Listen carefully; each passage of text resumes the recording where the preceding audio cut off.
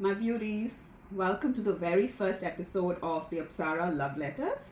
This is our personal one-on-one Q&A series where I will personally pick and choose the questions that you post to me and respond to them with as much depth as possible here. Remember, if you value your privacy and you don't want your name or the particular circumstance be mentioned in this public forum, you can always send me a private email. The details of my email are mentioned in the description of this channel. All right. Now, as this is still a small but growing community, I haven't yet received direct questions. So I've gathered some of the most common heart cries I typically hear from women, and today I want to speak into those questions with as much honesty and truth. I will also share some of my personal stories along the way in these series. Darlings, this is not just advice, okay? This is soul to soul guidance, the kind I wish I had years ago. And let me be real for you for a second. I'm not perfect, okay? My marriage isn't perfect, but I can, with all my heart, tell you that 95%, if not more, of the time, my husband and I, we live in peace, love, and joy between us. That's not luck, darling. That's not by fluke, all right? At least in my life, all right? It was earned. It is embodied. I've got over a decade of deep relational study under my belt. And astrologically, for those of you beauties who understand the language of astrology, I have Saturn in the 7th house. So I came here, my soul pretty much incarnated here in this lifetime to learn about love the hard way, right? I've walked through fire, my darling, for this wisdom. I've been through betrayal. You name it, I've probably experienced it in my personal life. I've been through disconnection. I've been through polarity breakdown. I've probably been used to self-abandon myself for decades, right? So I've experienced all the heartbreak, the pain, and the disappointments in my past, like in my previous life, right? It feels like a lifetime ago now. I have walked through the fire, and I have had my own soul's heroine's journey of sorts, and today I find myself on the other side of the dark tunnel, and my heartfelt purpose, all right? This is my labor of love to the feminine collective out there, to just my legacy of sorts, to put out all the wisdoms that I have learned in my path to you beauties, all right? So honestly, I didn't just study my way out, all right? I embodied my way through, darling. And PS, okay, I'm not here to preach from a pedestal, okay? I walk my talk. I live this work every single day. And this space right now, this YouTube channel that I have created, is actually, honestly, it's not for every woman, right? If you are the kind of woman who wants to wear the pants in your relationship, if you're the kind of woman who wants to control your husband, you want to lord over him, or you want to change him, you want to manipulate him, if you want to do all the heavy lifting in your marriage, if you want to be the alpha, and if you want your man to be take on the feminine role, right? If you want to protect your husband, provide for him, and carry all of his heavy burdens for him, do the heavy lifting for him, financially provide for him, right? If you want to lead the house and be the man of the house, be the masculine presence, make all the decisions, control everything, carry everything, right? If you want to mother your man and carry him, protect him, provide for him, do everything and make him the center of your universe, darling, that's your choice, all right? I respect that, okay? Every soul is entitled to live life the way they choose to, but this channel, my work, it's not for you, all right? Let me come out clean and tell that right away. This work is not for everyone. This space that I'm creating is for the woman, all right? Like me, who is tired, all right? Who's been holding it all together for way too long, and who's burnt out from being the provider, the one who's the protector, the planner, the controller, the one who makes calls and decisions and does everything in the relationship, in the marriage, and and who's been wearing the pants at home, and who's just tired, who's burnt out, and it hasn't been working for her, right? You've hit a dead wall, and you're in pain, it hurts, it's not worth it, all right? You have medical conditions probably, and you're doing everything, and your husband is not in reciprocity, all right? He has checked out. You feel alone in the marriage, carrying everything all together, and you feel burnt out, tired. Your heart and your soul is bone dry, exhausted, right? If you relate to this, if this resonates, my darling, this channel is for you. So don't forget to smash that like button and subscribe to my work, because I release potent, literally mini master classes every week, and shots almost every day with droplets of feminine wisdom as a reminder for you. So you can be in this field, and honestly, trust me, ladies, if you just take this work seriously, one shot at a time, one video at a time, you walk with me and do the work that I strongly suggest that you do through this portal, the results will compound. And in time, when you turn back and look at yourself, you will not be able to recognize the woman you have become, and the life that you have manifested, and the relationship that you are in. You will not be able to believe it, okay? That I promise you. So this is for you, my darling. If you are the woman who's burnt out, who's tired, who's exhausted, who's done all the heavy lifting, who's followed all the rules, who've lived as per what the society has and the movies and the music has programmed you to, and you've hit a wall, okay? And you are realizing, and probably out there searching the internet like I did way back in my 30s, and you're realizing something is not working, and something in you is looking for another way, all right? A gentler way, a softer way, a sexier way, a more easy way, right? Which is called the feminine way to love, to be in partnership, to be cherished, all right? Once you understand this work, once you embody this, men will be easy for you, my darling, all right? You will be cherished by any man you choose to get married to, all right? He will lead you, he will lead the relationship with devotion. He will protect you, he will provide for you, he'll do all the heavy lifting for you. He will financially make sure you are sorted, and he will make your dreams and your desires part of his legacy, right? He will build your business for you. He will want to retire you, right? Just a short digress in my personal situation. Within less than, like, a little over a year of my marriage, my husband literally made one of the biggest dreams of my life, which I had been struggling to manifest for 5-6 years before that. He, using his masculinity and his testosterone energy that God has given to him, he used it, and he just made it happen with little over a year of our marriage, all right?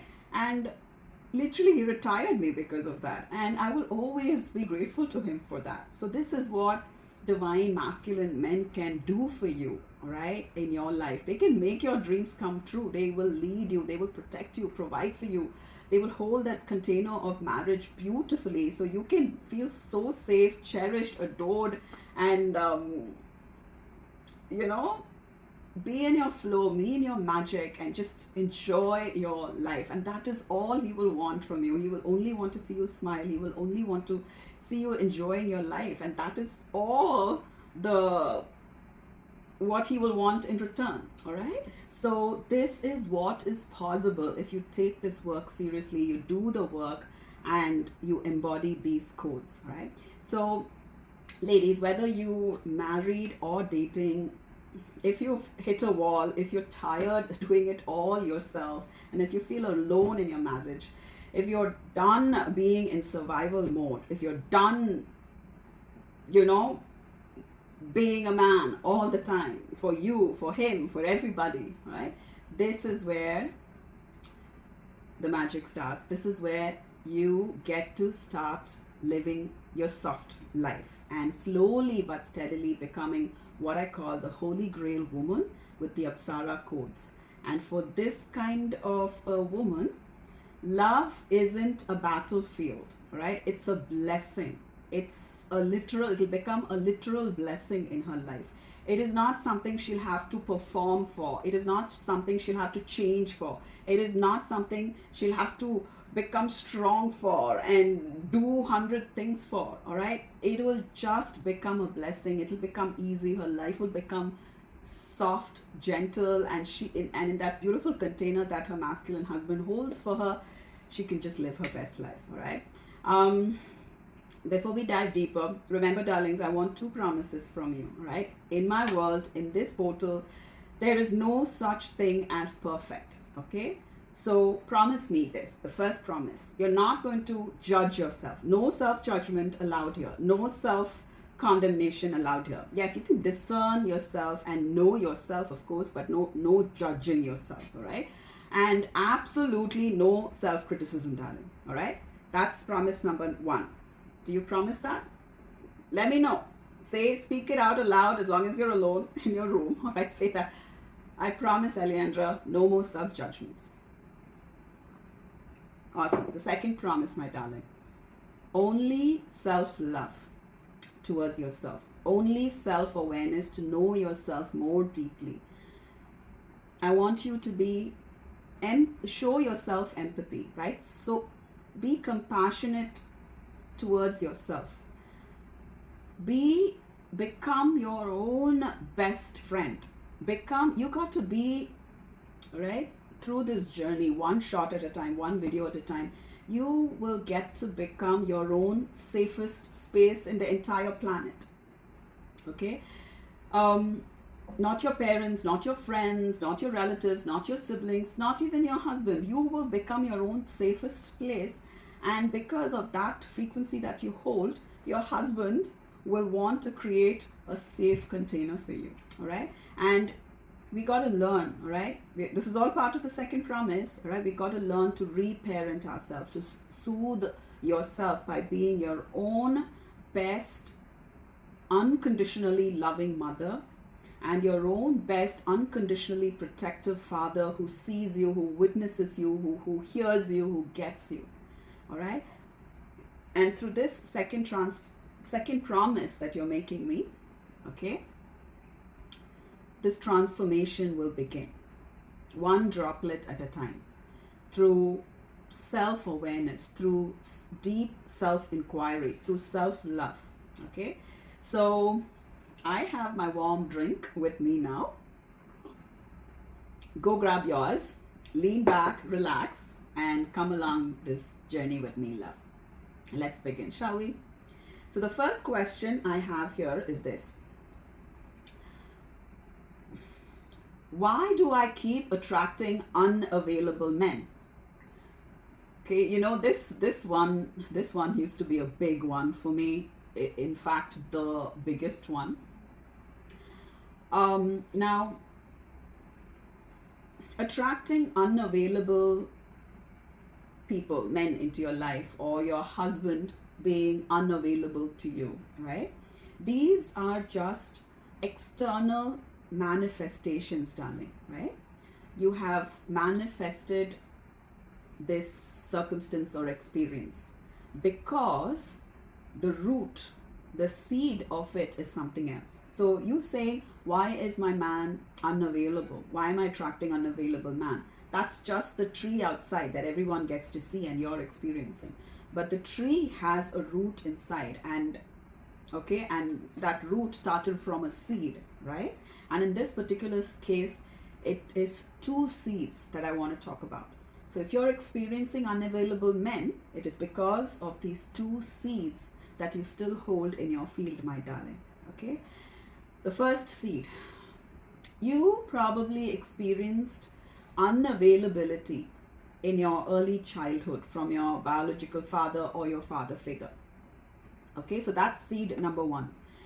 Now, he could have been unavailable as in completely absent. You might have grown up in a single mother household, all right? So that could be your storyline. Or you had a two-parent household. However, your father figure or your biological father was not available to you emotionally, all right? Like there was no real communication, real active, alive, true blue relationship with him. Like he did not see you, he did not get you, he did not hear you, right? So he wasn't emotionally present with you. That relationship, that bond wasn't there. Probably he was just a man who worked so hard to make all the money, to make sure you got educated and all of those things, right? But he wasn't, his personality was not present for you. So there was no real relationship with him. So that could be a form of the storyline that the little child in you, right, had experienced. So that was the template of love, masculine love, that was imprinted on you, my darling, as a little child. How else? How else? His protection might not have been available for you. His so you didn't feel safe around him, right? So his protection, his protective energies as the masculine father figure was not available for you. So safe, you never felt safe growing up, right? What else? How else could it? I'm just thinking here. Give me a moment. Of course, maybe your father didn't provide financially for him, for you, okay? So maybe as a cultural, it's in the air, it's in the ethos, like you have to step out of your house at age 18 and your father or mother, they don't have that dream or the desire to make sure that you have the safety of a financial container around you when you get out into the world after 17, 18, right? So you could have been born in that kind of a culture, the Western culture, for example. So maybe you did not receive financial provision from your father, or even if you did, you didn't feel safe around it, right? There is something in you where you're not able to trust the masculine's financial provision, which I can relate to. So these are some ways where, as a little girl, you experience this unavailability from your father or father figures, and that is the template that got imprinted on you, and you equated that to masculine love. And so that's in your field. And when you go out there, let's say you're a single chica dating, or you're married, your husband or the men you are trying to date, right, they're just not available for you, right, in the way that your heart desires or wants. So that is seed number one, okay? Because of that particular seed, you manifest these circumstances in your life. You attract the unavailable man, or you attract the unavailable aspect of your own husband, okay? Now we're going to step into the second seed, my darling. So this is something that it took me the longest time to realize myself, okay? The second seed. The first one I caught on pretty earlier on, all right? The second seed, I didn't, okay? The second seed is this. I was unavailable to my own heart's desires, feelings, wants, to my own soul. I was unavailable to myself. I was self-abandoning myself, right? So, or I would say I was programmed to. Unfortunately, we live in a world where the gifts of a feminine soul, right, a little feminine girl, is not understood. Feminine energy is something that is not understood. In fact, it is actively pushed down or feared because of just no knowledge about it, no deep understanding or reverence or devotion to it. So this is the world we live in. You are born as a feminine little girl. Let's say you loved certain colors, certain fashion, and you put flowers in your hair, or you just started wearing certain kinds of clothes that just made you feel gloriously beautiful, or you were dancing somewhere, you listened to music, and immediately one of your parents or the society or the world just judges you for it, right? Or scolds you for it, or you get punished for it. Immediately what happens is we tend to cut that part of ourselves away. We step out of it. And then we start observing the world and we see that performative energy, all right, productive energy, doing, action oriented stuff is the only thing that is applauded, appreciated, wanted, needed. All right, your natural joy, your beauty, your healing abilities, your wisdom, right, your spiritual gifts, um, the spiritual gifts that you bring into an entire lineage as a feminine soul, none of that is even understood or wanted or needed. In fact, it might be actively feared. Okay, so because of these storylines, what happens is we cut off, all right, the feminine aspect of our own self. We become unavailable to, you become unavailable to your own heart's feelings, your own heart's desires, your own true soul. What do I mean by that? Okay, let's make it a little practical. Let's imagine your heart's feeling is to not make dinner, all right, and you want to sit, rest, because you're going through your cycle and you just want to veg out in front of the TV and watch a movie. But then your husband's coming back from office, right? This is your heart's desire, but what do? What are you programmed to do?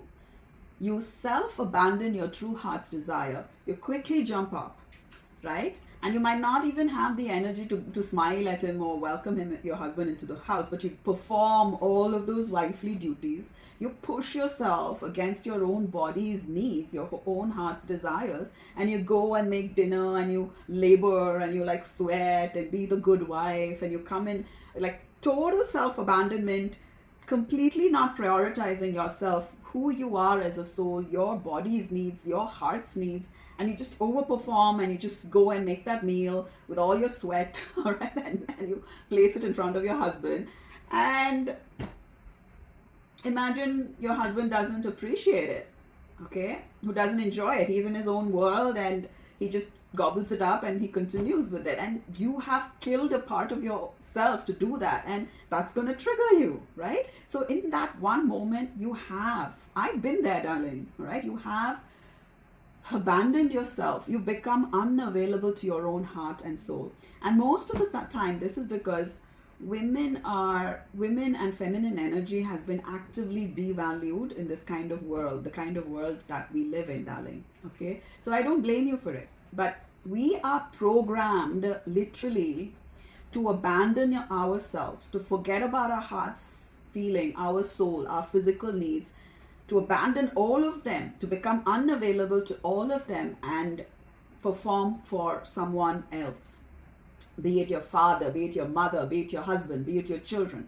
All right, that is what a good woman does, right? So this is the second seed, darling. If you have manifested in your reality a man who is unavailable, the second seed is you have been unavailable to your soul's need, to your heart's needs, to your essence itself, right? So the two seeds. This is where this manifested reality that you are experiencing has stemmed from. So now let's get to this manifested reality, right? The unavailable man. Now this can again come in different forms. This can show up in different forms. For example, being with a married man, all right, having a bond and a connection and being literally wasting years of your life, sometimes your youth, all right, with a married man. Because that man is legally tied to another woman, has children with another woman, has an entire field of frequency that he's going to be connected to, whether you like it or not.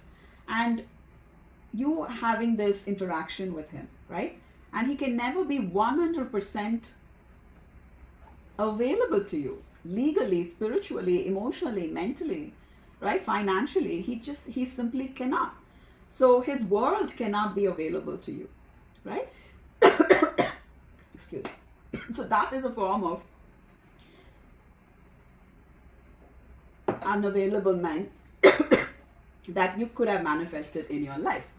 Another form, maybe you are with a man who completely who lives in another country, so it's like a long distance, so he's not even physically available to you. So that in itself it's heartache, it's pain, right? That the long distance relationship. So that could be a form of unavailable relationship that you are tying yourself with. Or another type of unavailability is, of course, you're dating or choosing to be connected with a man who comes from a completely different age category. Say you're in your 40s or 50s, and this little chap is in his 20s, right? That is another form of unavailability. Because of so many reasons, right? It might be like true soulmate, twin flame connection, hot, sexy passion in the bedroom and everything, but then it's not fully connected, right? It's not, the person will not be able to fully be available for you.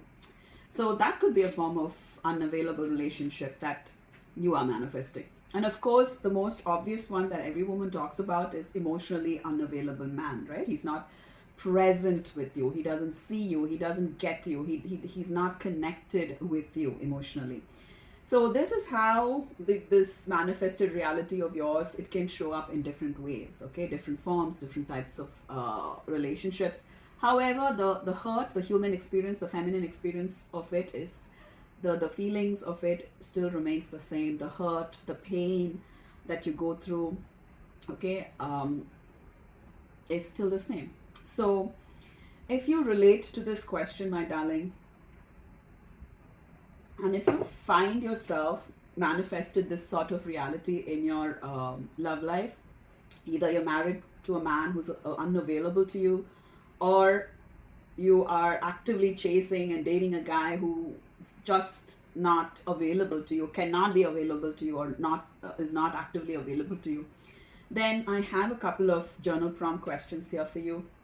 Remember, don't take these things lightly, my darling, okay? Because remember, I spoke about the two seeds from which this symptom, this manifested reality experience has come up in your journey, in your life, all right? The thing is, it's not about complaining about these things. Trust me, it's not about trying to change or control or argue with or fight with or wage a war with or cry with. It's not about the external manifested reality, darling. The truth is, it's about digging the dirty earth, getting your whole body dirty and, with dirt and dust, and digging deep through these journal prompts to get to those seeds, my darling.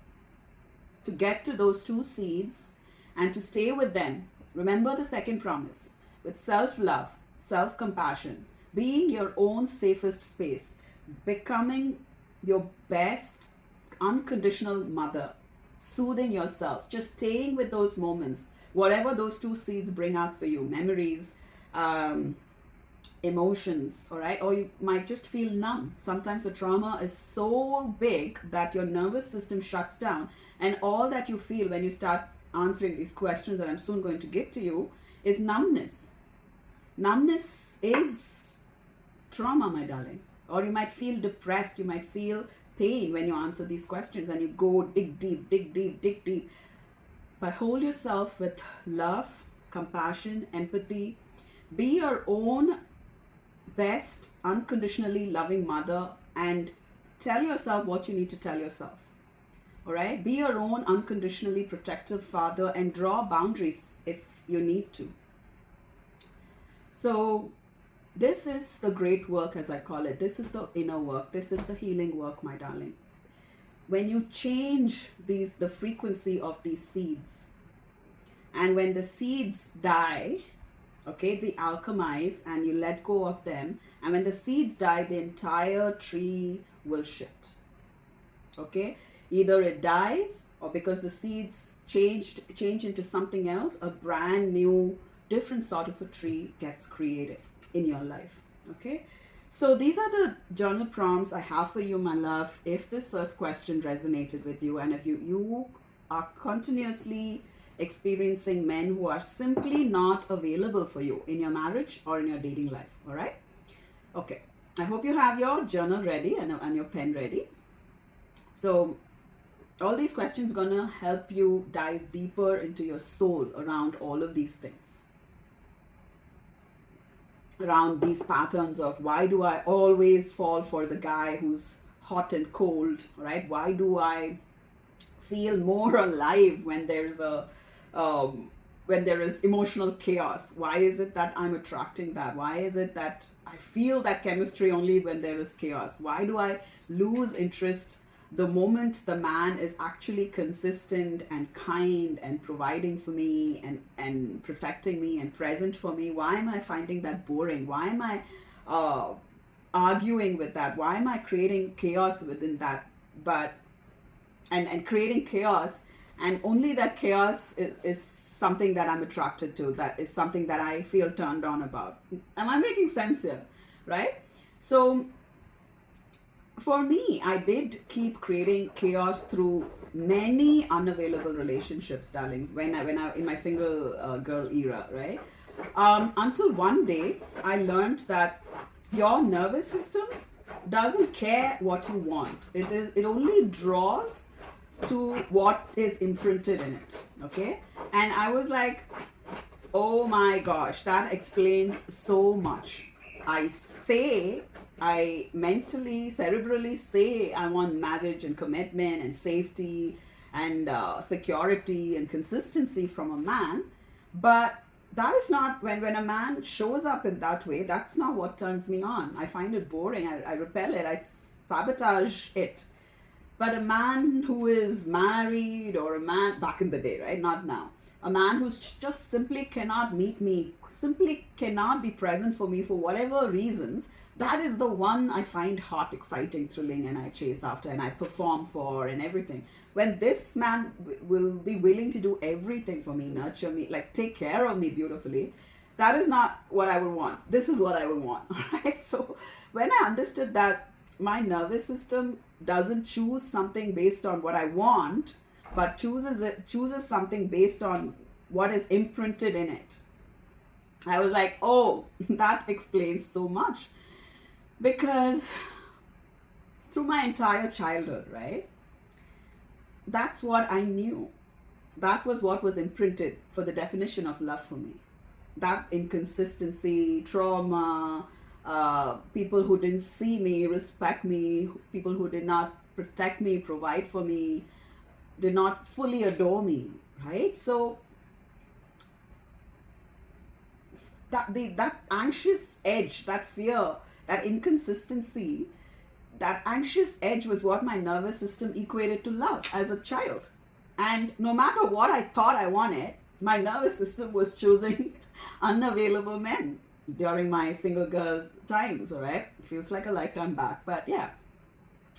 So when my nervous system felt that subtle fear of abandonment, right? That anxious edge, that nervousness, it literally used to equate it to chemistry and heat and love, and that's the guy, and he was all so shiny. Okay. So, and because again of my own seeds, right, where I had to perform and become somebody I wasn't, and I had to earn love, I had to perform for love, right, and I had to walk on eggshells for love. That was the same thing that I was creating over and over again in all my relationship patterns. Different man, different stories, different all of those things. The men will change, but the tune remained the same. So when a man showed up, all right, without any of those walls, I couldn't recognize that. My nervous system could not recognize that. But when a man showed up with walls, all right, and was emotionally shut down or kept me guessing, and there was a little bit of like he disappears, all right, my programmed nervous system, like a healthy nervous system who's experienced healthy love, right, consistent, healthy, safe love, when it sees something like this, it'll bolt, it'll run. Okay. But the nervous system that hasn't experienced healthy, safe love, right, when it sees this, it gets attracted to it. It doesn't bolt and run. It runs, chases it. It runs towards it. All right. It leans in. It performs for it. It pretends for it. It does too many things for it. Okay. Because that chaos weirdly felt like home that you were programmed with. All right. And that's what nobody tells you, right? That chemistry you feel is often just your trauma bonding with someone else's trauma. It's not your fault, my darling, right? It's not because you're broken or unworthy. It's because your body is doing what it's always done, chasing what feels familiar, not what's actually healthy for you. So if this is your pattern, you're not alone, right? You're definitely not crazy, but at some point you have to ask yourself, what did love feel like when I was little? All right, so this is your first journal prompt. Take that down and go as deeply as you can, dig as deeply as you can with this question. That'll help you go down deep into and touch that seed and be with that seed with love, compassion. Be its best mother, be its safest father, all right, and alchemize that seed. This is the question which will help you do it.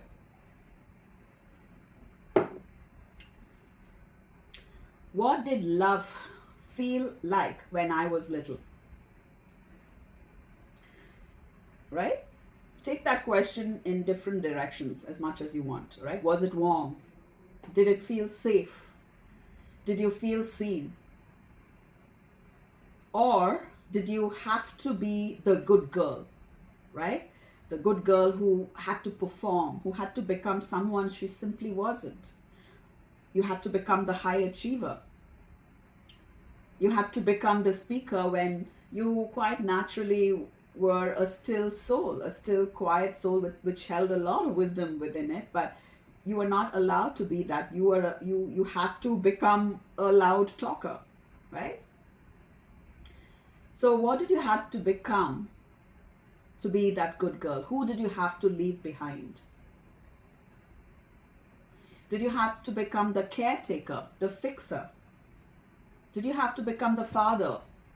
Did you have to become the mother as a child? Because if you grew up around love that had to be earned, right? That you had to perform, you had to earn for it. That's the exact kind of love your system will keep chasing.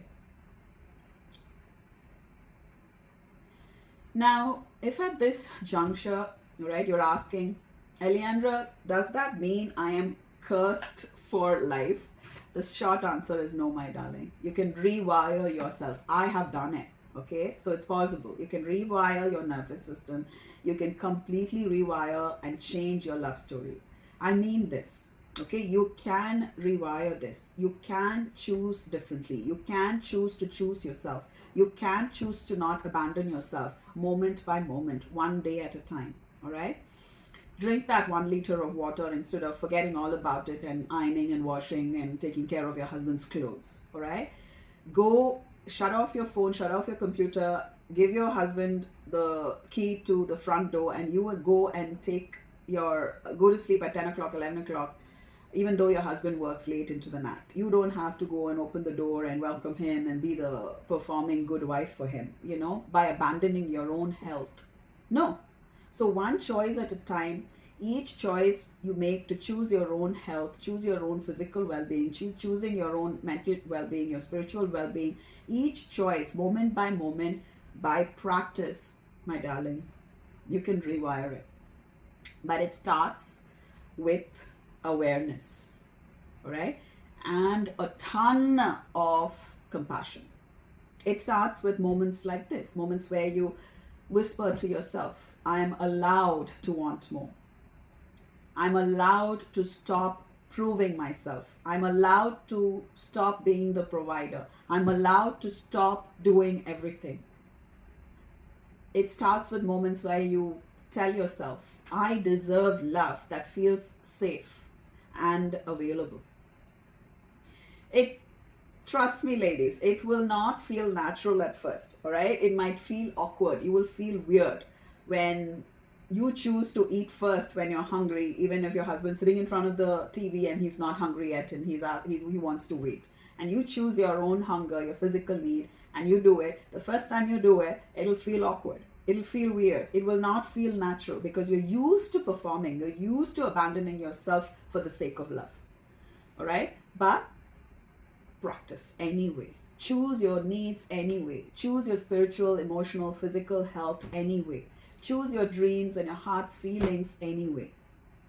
It might also feel boring or unfamiliar or even triggering to be around someone who is emotionally safe. All right, if you know someone in your life whose life is not a drama, complicated chaos and energy all the time, maybe that is your template, that's your familiarity. Being around people whose lives are always complaining and not about gratitude, all right, always that alarmist vibe, right? Like, if that is your template, and if you know someone in your life who is actually emotionally healthy, calm, stable, it might trigger you, all right? It might feel unfamiliar. It might also feel boring, but practice. Go out on a cup of coffee date with them. Just spend some time in the field of someone who is emotionally healthy, all right?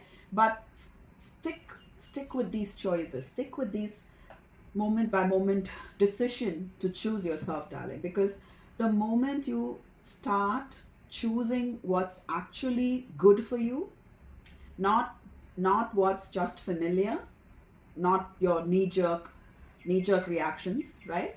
But choose yourself, choose healthy decisions moment to moment.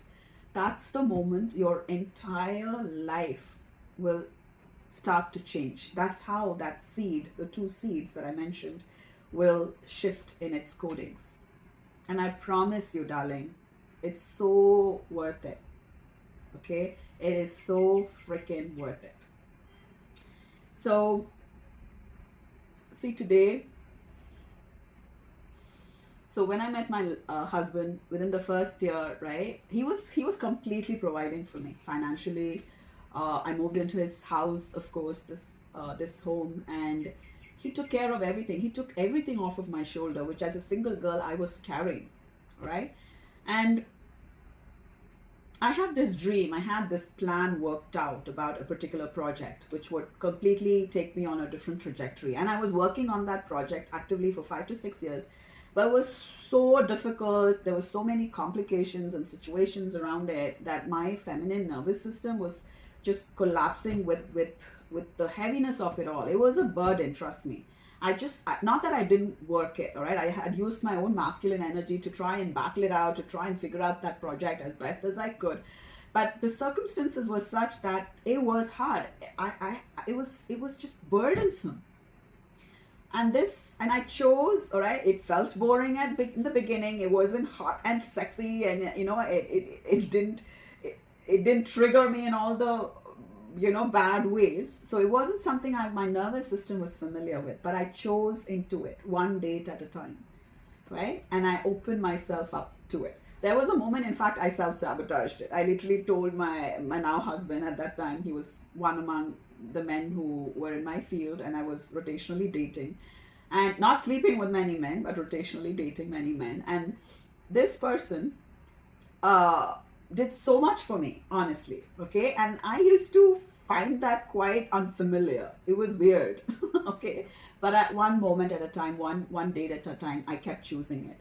And we got married, and within 1 year of our marriage, he simply took on that project as his own. Even though he did not know anything about it, he figured it out. He poured his God-given testosterone into that project for me to make me happy. He figured all the problems around it out, and he just fixed it. He figured it out, he fixed it.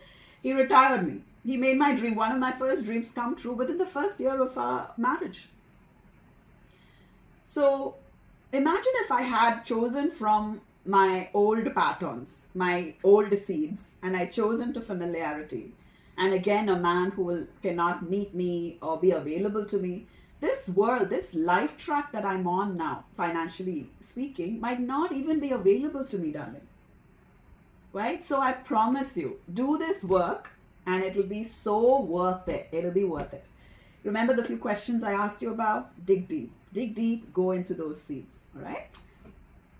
All right, darlings, just hit that like button so I know this helped you. All right? And if you're sitting there with your own version of this story, maybe something you've never said out aloud, all right, drop it in the comments or DM me. All right, my email is in the description of this channel, and ask me the real thing, the raw thing. All right, tell me if this landed. Like, I've never told anyone this, but share it with me. I'm here to hold that for you.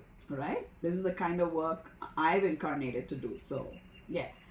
Um, Also, yeah, let me know either if you're comfortable to open up in the comment section, feel free. If you're not, send me a DM with anything that's coming up for you now. Any question, anything that's in your heart and soul that you're not able to tell anyone, you've not even told not one soul before. This is your chance. This is the space. All right. Drop it in the comment section or let me know, darling. I will pick it up and answer it for you with the best of my capabilities. All right. Of course, in the next episode of the Apsara Love Letters, I want to go even deeper into your question. So this is like an example of how it will be like. All right. So every question, if you choose to post them, I will go in as deep as possible into your questions, your patterns, right? Your story, right? We are not, this channel, we are not doing surface level advice, all right? Love coaching here, darling, right? We are doing soul level healing here. Okay, so subscribe if you haven't already, because I promise we're just getting started. Okay, so question number 2. Why do men pull away just when I open my heart up, Alejandra? This one hurts, my darling. I know, I get you. Because you finally let yourself feel something. You started to believe it could be different this time. You laughed, you enjoyed some jokes, you let him in, you got a little hopeful, and then poof, he pulls back or disappears or changes his tone, and suddenly you're sitting there wondering, what did I do wrong? Was I too much? Did I scare him off? Let me say this straight up, my darling. You didn't do anything wrong by opening your heart. There's nothing wrong with you for wanting connection. But here's what might be happening underneath the surface. And I say this with so much love, my darling. Sometimes we open our heart, but we abandon ourselves in the process. Like clockwork, we go from being this vibrant, magnetic woman to slowly, subtly shifting into performance mode. We start overgiving, overthinking, watching his every mood, right? We start orbiting him instead of staying rooted in us. It's not conscious, it's just what we learned to do when love felt uncertain. And when that shift happens, even if it's energetic, the polarity breaks, the mystery dissolves, the self-abandonment creeps in, and he feels it. Even if he can't name it, right? He feels it. Now, that doesn't mean it's all your fault, okay? Some men are just emotionally underdeveloped. They want the thrill of the chase, the intimacy, but the moment it gets real, they freak out, because deep down they don't know how to receive love either. So it's not just you, it's a dynamic, right? It's a pattern. And here's the part I want you to remember. You can open your heart without losing your center, right? You can feel deeply without needing to control the outcome. That's the work. That's what changes everything. So the next time you start catching feelings, ask yourself, can I stay anchored in my own life even while I'm falling for someone? Can I feel desire without making it mean I owe him access to my whole soul? Okay? It's not about closing your heart. It's about keeping your seat, right? Because a man pulling away doesn't mean you're too much. It might just mean he's not enough, right? Many times we don't know what's going on in a man's mind or his actual real life, right? So you don't blame yourself for opening up or wanting connection or opening up your heart. That's a beautiful thing. But ask yourself if you've lost yourself or abandoned yourself in the process, and just hold that answer with self-compassion and love, my darling. All right, no self-judgment. Okay. So all of these things, right? I'm asking these things, I'm saying these things not to punish you. It's just for your information to ask yourself these questions, find out these answers for your own knowledge, for your own information, to understand yourself more deeply. So yeah, so once you start staying connected to yourself through it all, a man comes, goes, he does this, he does that, he doesn't do this, he doesn't do that, you're still staying connected to yourself through everything. You don't abandon yourself, your soul, your heart, your life, your dreams, your passions, your creativity, right? You'll stop making his distance, his pulling away, mean something about your self-worth. Okay, so I hope this landed, and if it did, and if you can relate, leave a comment or send me your version of this story, right? I'll bring it into our next Q&A and we'll go deeper together. I promise you on that. And if you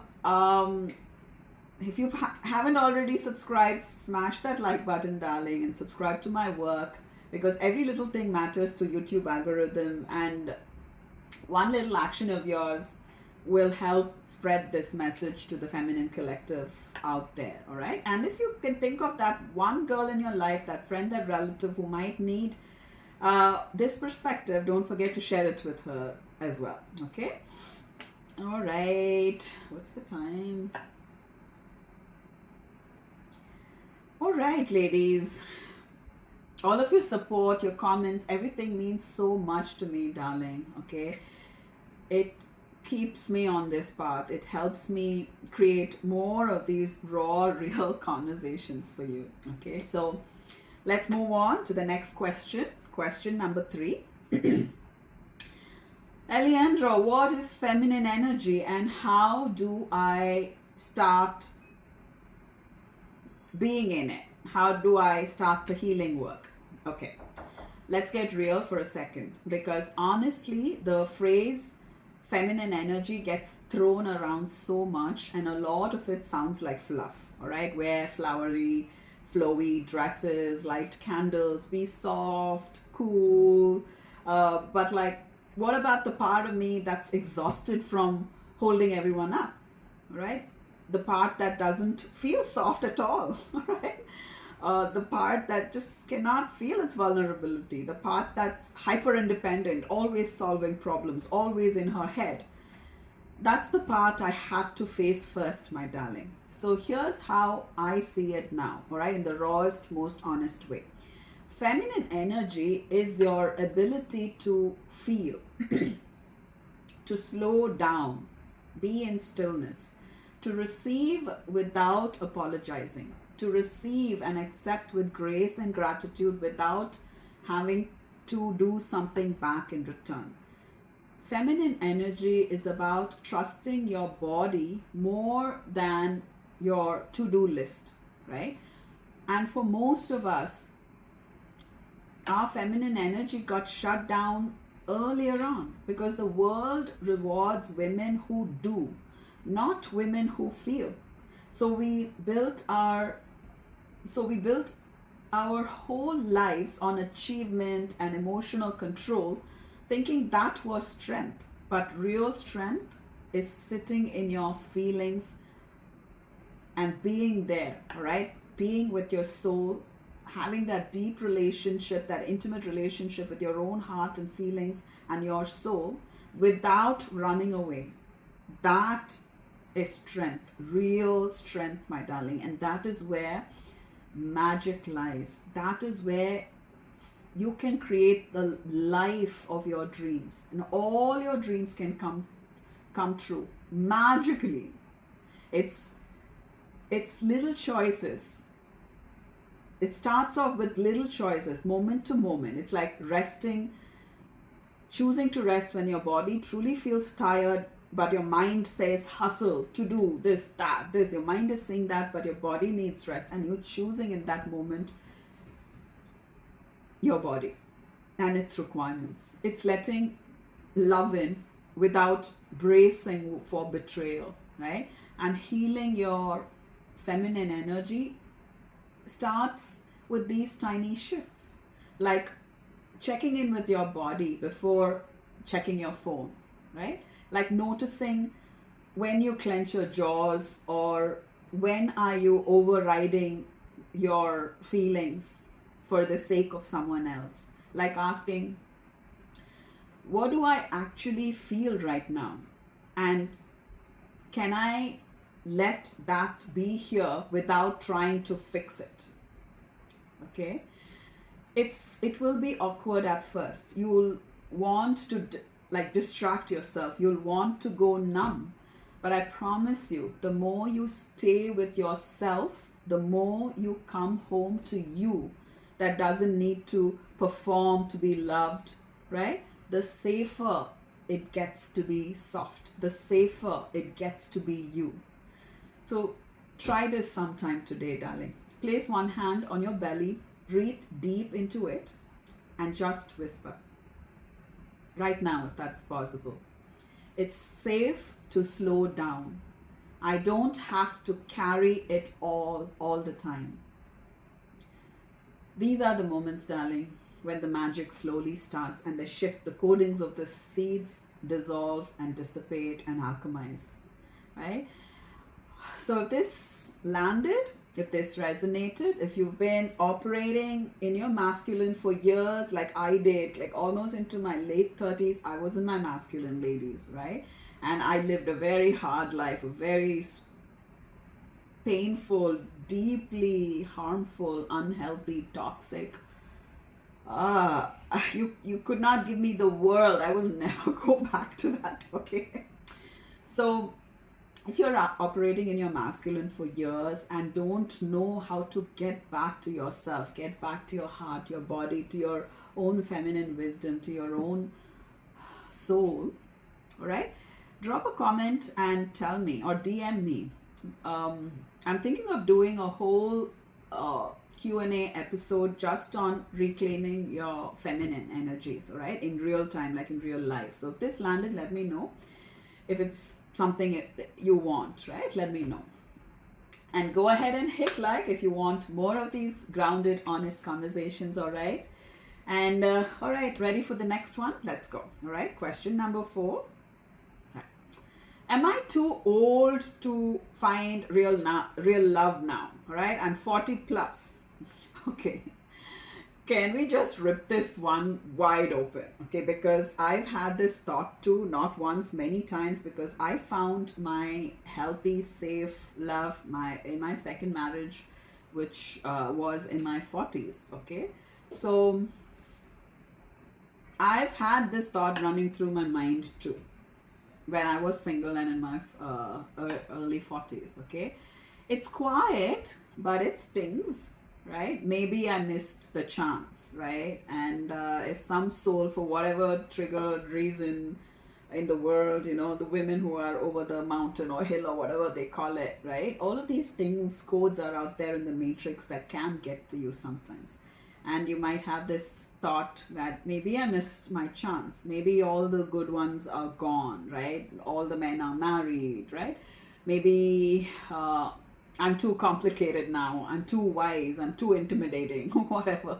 And underneath all of it is grief, right? Grief for the years you gave to the wrong people. Grief for the version of you who didn't know how to choose herself.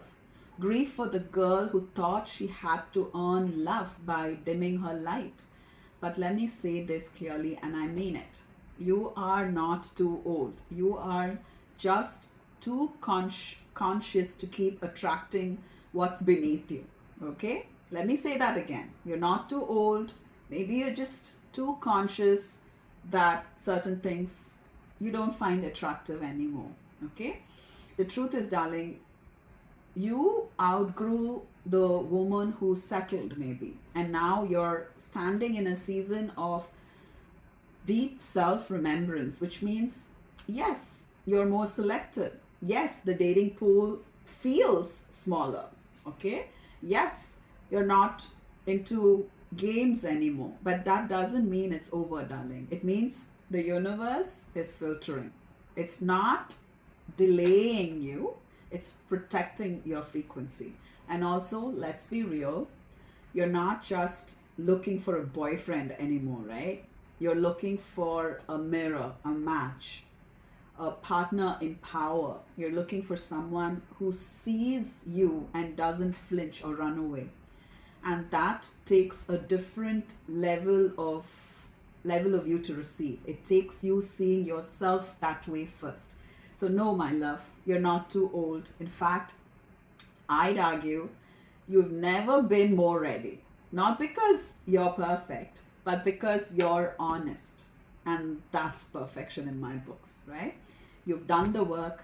You know who you are now. So look in the mirror today and say this. And I mean it, all right? Say this to yourself. I'm not behind. I am becoming. And I am so ready to be met. And if that resonated, or if you're in your 40s, 50s, 60s and beyond and wondering if it's still possible, please drop it in a comment. Tell me your story. Let's talk about this out loud, all right? A lot of women need to hear this. I want to gather these voices and maybe we'll do a whole Q&A just for you, right? Because this version of you, she's not too late. She's right on time, all right? On divine time. Right. Ladies, if you liked this Q&A session, hit that like button so I know that it reached you. Now, let's finish, yeah? Just one last question and we can wrap up this question, all right? This one's big. Question number 5. How do I stop comparing myself to other women? Woof. This one's tender. Because we all do it, my love. Even if we don't admit it consciously or we don't talk about it, we see her photo, her relationship, her success, and something in your chest tightens. Not because you hate her, but because some part of you believes that if she has it, you can't. That's the lie. That love, that beauty, joy, visibility, you think it scarce. No, that's the lie. And you think you've got to fight for your spot, right? We were conditioned to believe this, to compare, to compete, to shrink around women who shine, to judge her, to gossip about her. To either compare ourselves in a negative light, like into oblivion, all right? Or pretend we're above it all while secretly hurting inside. But comparison isn't about her, right? She's just a mirror. Like, please go back to my history, all right? Scroll through it, and there is a masterclass that I've done on jealousy and how to alchemize it and how to grow through it, all right? Please go and watch that video again.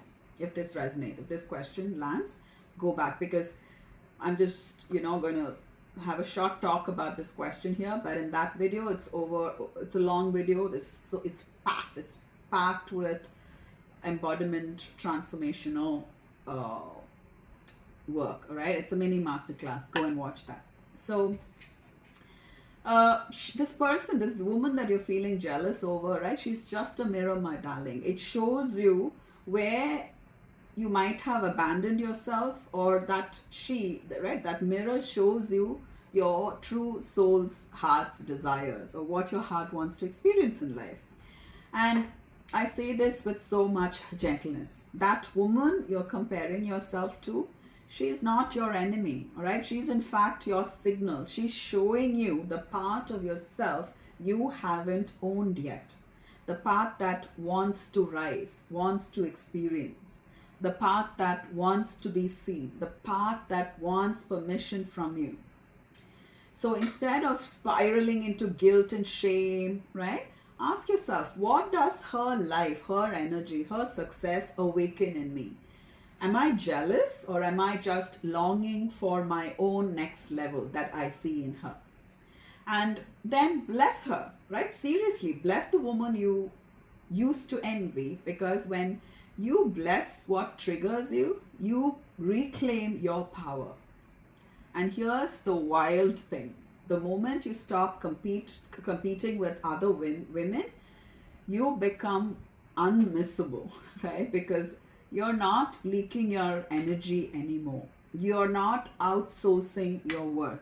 You're just home in yourself, in your spirituality, in your value, in your energy, in your heart, in your soul, unapologetically. All right. So if this landed, if you've been quietly battling comparison and making it mean something about your worth, drop it in the comment section and let me know your story. I'll keep talking about this as long as we need to, right? And please hit the like button if they spoke to your soul. It helps me know these truths are landing in the right places, right? All right, my darlings.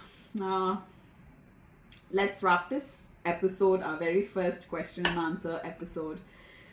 Our very first Apsara Love Letters Q&A series, right? And my heart is so full right now. If even one of these answers landed, opened up something for you, or made you feel less alone in your patterns, subscribe. I would love that. So you stay in this field. You get to stay with me here. All right. Don't forget to hit that notification button so you're notified every time a short or a long form video lands. Because, ladies, I don't do quick tips, right? Tricks and tips and manipulations. No. What we do here is transformation, and this is just the beginning, right? So drop your real questions, the messy ones, the sacred ones, the ones you're afraid to say out aloud, and I'll meet you right there in the next episode. Okay, we are not fixing ourselves here. We are shedding what we are not, and we are remembering ourselves. And remember, darling, we don't chase, we choose.